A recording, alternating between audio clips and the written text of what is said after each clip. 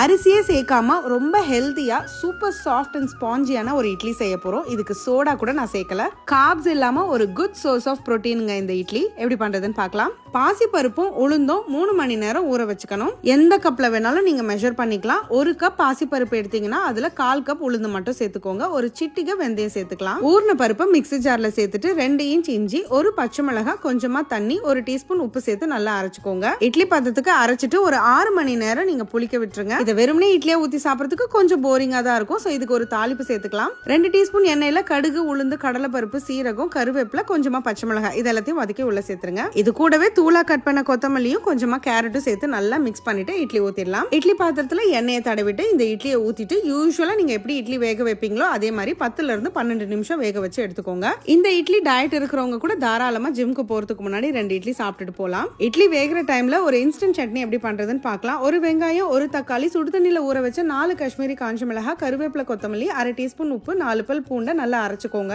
இதுக்கு as usual chutney தாளிப்பு கொடுத்துருங்க. இந்த சட்னிக்கு ஒரு பச்சை வாசனை இருக்கதான் செய்யும். உங்களுக்கு பிடிக்கலன்னா நீங்க கடாயில 1 நிமிஷம் வதக்கிக்கலாம். இந்த இட்லி ரொம்பவே ஹெல்த்திங்க அண்ட் டேஸ்ட்லாம் சும்மா சாதாரணமா நினைக்காதீங்க. ரொம்பவே டேஸ்டியா இருக்கும் அண்ட் குழந்தைங்களுக்கு புரோட்டீன் கொடுக்கணும்னு நினைக்கிறவங்க இந்த மாதிரியும் கொடுக்கலாம். சோ எல்லாரும் கண்டிப்பா இந்த ரெசிபி ட்ரை பண்ணுங்க. ஆனா ட்ரை பண்ணும்போது மறக்காம ஸ்டவ்வோடு சமைக்கும் போது கொஞ்சம் லவ்வோடு சமைச்சீங்கன்னா சுமாரா இருக்கிற சமையல் கூட சூப்பரா இருக்கும்.